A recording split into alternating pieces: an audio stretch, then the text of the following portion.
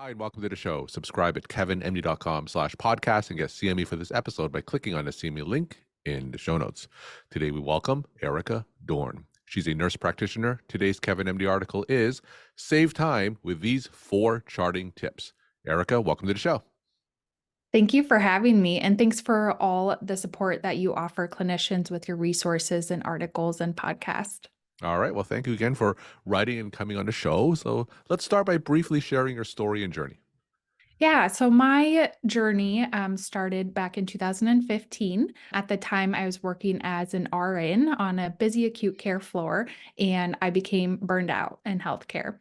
And, I really struggled with just feeling mentally, emotionally, physically exhausted. I just was not showing up for myself or my family, and I just started to feel detached from my work with patients, from my family and friends, and also from myself. So fast forward, I was able to overcome that burnout and went and got my family nurse practitioner certification. Around the time of the pandemic, I just realized how many nurse Mhm. practitioners were burned out. And that's when I started the Burned Out Nurse Practitioner. When I was working with these nurse practitioners, I quickly realized that work-life imbalance was the number one cause of burnout. And the number one cause of that was charting. Mm. And so as providers, we have so much to do during a busy day, and the charting always seems to, just bombard us and take up a lot of time. A lot of nurse practitioners are staying late at the office. They're bringing their charts home, just disrupting that work-life imbalance, and that was ultimately causing their burnout. I put together the Nurse Practitioner Charting School to provide, charting and time management tips for nurse practitioners to work on the charting so they can have that better work-life balance.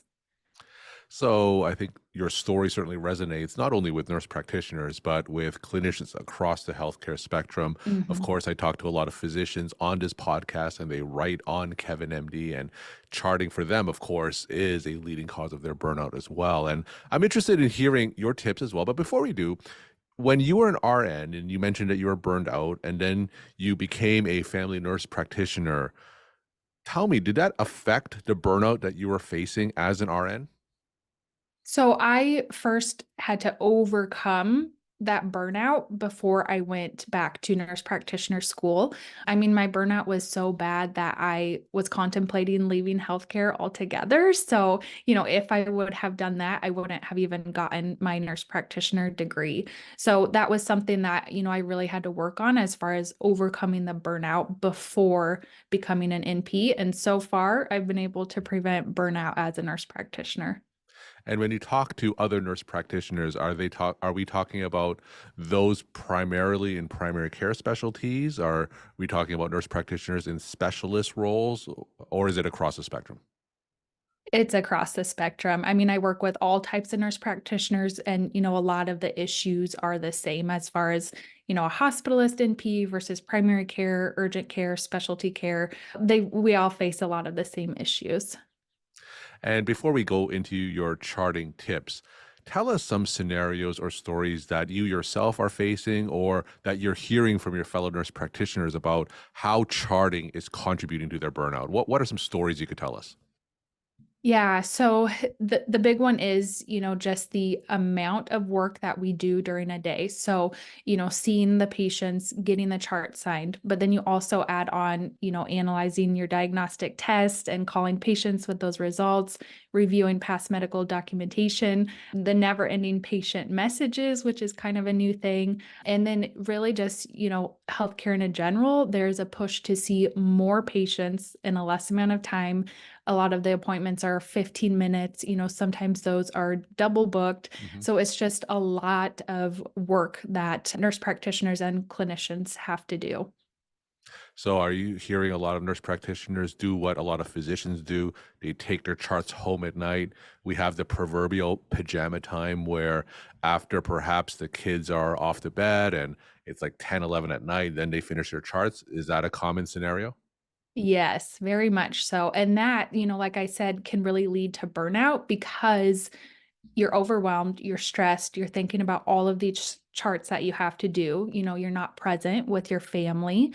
A lot of times you forego the self-care or, the exercise that you should be doing. And you're, staying up late, waking up early, just really disrupting that time to rest and recharge. And so, yeah, I mean, that ultimately causes burnout.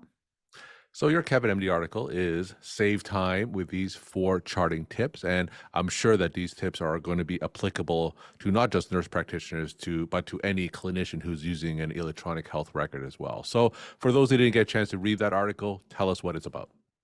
Yeah, so I have a ton of different tips that I share through the nurse practitioner charting school, but just to highlight a few, using templates can be very beneficial. Using smart phrases or dot phrases can save a ton of time. I have a comprehensive list of smart phrases on my website, so those are very easily, you can copy them into your own EHR and adjust them for your own practice, but that can save a ton of time. I use them for like your HPI section, a normal exam, your review of systems, procedures that I do, and then, instructions as far as diabetes education, discharge instructions, that sort of thing.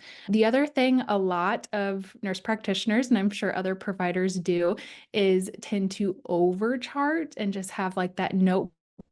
So I recommend focusing on, problem focused chart notes, very short and sweet, straight to the point. You don't want to add, too much information. So that can take, less time when you're doing problem focused notes. So another tip is to set boundaries with patients. Mm-hmm. So, a lot of times patients will come in with 6, 7 issues that they want to discuss. And so you just have to set that boundary and just be honest and say, I would really like to give this issue, the proper time and attention and workup. Please schedule a follow-up appointment.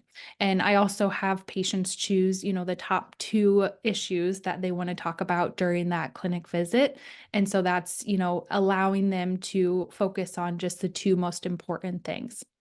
Another tip that I had, and we kind of mentioned this, but just allowing yourself that time to rest and recharge.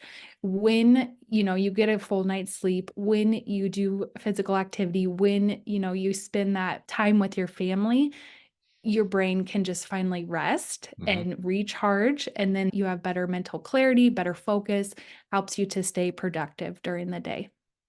So let's dissect a little bit about what you said. So the first thing that you said was things like dot phrases. And for those who aren't familiar with dot phrases, those are like macros, right? That you Mhm. would type into your electronic health record. You could type dot HPI, for instance, and it can give you a template or common things that you would type regularly just within that dot phrase. Are you finding that nurse practitioners have to create these dot phrases all from scratch? Do systems just give them these dot phrases because you're a third party kind of central repository for these dot phrases? Do you find that nurse practitioners come to you and say, is this something that we just have to do ourselves? And it's so great that we have this repository. Health systems generally don't help them in that respect. Right. Yeah. I mean, I'm not sure about, physicians, but nurse practitioners did not learn, how to chart in school very much. We had just a really short lesson. And so I didn't even know, that smart phrases or dot phrases existed. And so once I, got into practice and learned them and I created my own, most EHR systems have that capability to use, smart phrases or dot phrases. It depends on the charting system. Some of them have some pre-built ones, that providers can use. And I recommend always to, adjust for your own practice so it does sound like your own words. But, there's a lot of things that we constantly find ourselves charting, whether that's the education for a diabetic patient or, certain medication instructions. And so it's just realizing, what you're constantly typing over again and again and just creating that smart phrase. So the next time you go to document, it'll take a lot less time. What about the option of typing versus dictating?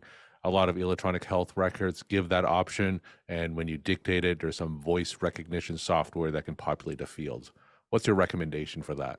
Yeah, so that's something I'm really excited about. But I personally type my notes because I am a fast typer. I have the templates and the smart phrases, and so a lot of, the bulk of my note is in when I open that template already. You can use dictation if you can use, a lot of systems you have the template, but then, you dictate the HPI or that sort of thing. So that can definitely save some time. It's really just about clinician preference and, Mhm. what works best for you. But as far as the AI, that's kind of an up and coming thing. The way these systems work is the voice recognition. So they are abstracting, what Mhm. you as the provider and the patient are saying in that clinic visit, and then abstracting that into, like a SOAP note format. So then you can just copy and paste that into your own charting system. So, essentially the AI is writing the chart note for you. There are some programs that are integrating into the EHR. And so, that's very helpful. You don't have to like copy from Mhm. the web browser into your own system. But I mean, for example, Freed AI is a separate website. And so it's very easy. You can just start using it yourself. You don't have to worry about IT setting up the Mhm. EHR integration. You can just use it right away. They offer some free visits too, so you can play around with it and, make sure it works for your own practice.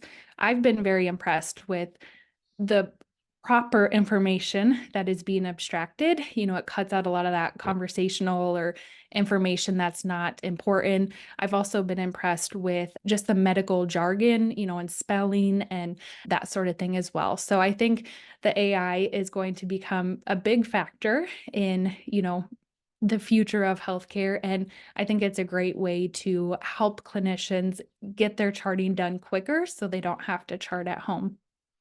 Now, you mentioned that you typed your notes using your smart phrases. Do you have your notes done by the end of the visit, or do you wait until the patient leaves a room before you finish your note? Yeah, so when I started using Freed AI, it, writes that part for me. So what I used to do was take my computer into Mhm. the room and try to type out the whole HPI so I could get it done, before the end of the visit. But now Freed AI, Mm. writes that for me. So then I can just copy, paste it into the charting system. I have, my normal physical exam in there. So if I need to make any changes, I do that, add my diagnoses and then the plan of care as well. So I try not to chart, too much when I'm Sure. talking with the patient because I want to give them that time and attention. So when I come out of the patient room, then I will, put in my smart phrases, clean up the note, fix all of that, put the information in there, and then sign it right after the patient visit, which is a great way to increase your productivity, just have that mental clarity. You can sign the note off and just clear it from your mind. And so that's a really good way to stay on top of the charting. All right. So give me a success story where you really helped one of your fellow nurse practitioners who came to you with all these charting problems. You helped that nurse practitioner with smart phrases and whatever tips that you gave, and really made a difference in that nurse practitioner's life. Tell me an example where you moved the needle with these charting tips. Yeah, so I have a nurse practitioner I worked with. She was working in primary care. Now, she was not seeing, 30 patients a day. She was seeing about 12, 14 patients a day, which to some people, sounds crazy. How can you be behind on your charting with, seeing 12 patients a day?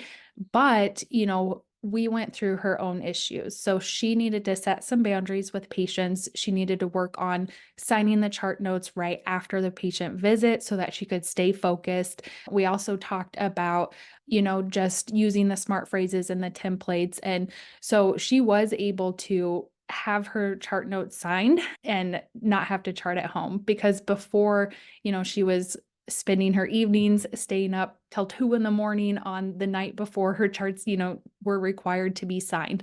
And so now she just got that time back and she was able to spend her evenings with her family. And it wasn't, that she made huge changes or anything. She just implemented, one of the charting tips that we had talked about at a time, got really comfortable with that, and then was able to move on to the next tip. So that was a great, success story. Just it doesn't matter, if you're not seeing 30 patients a day, there's still some things you can work on. You can definitely gain that time back. Now, you mentioned that when you were burned out, you were considering leaving healthcare entirely. Are you Mhm. specifically hearing nurse practitioners leaving the field and leaving clinical medicine because of charting issues?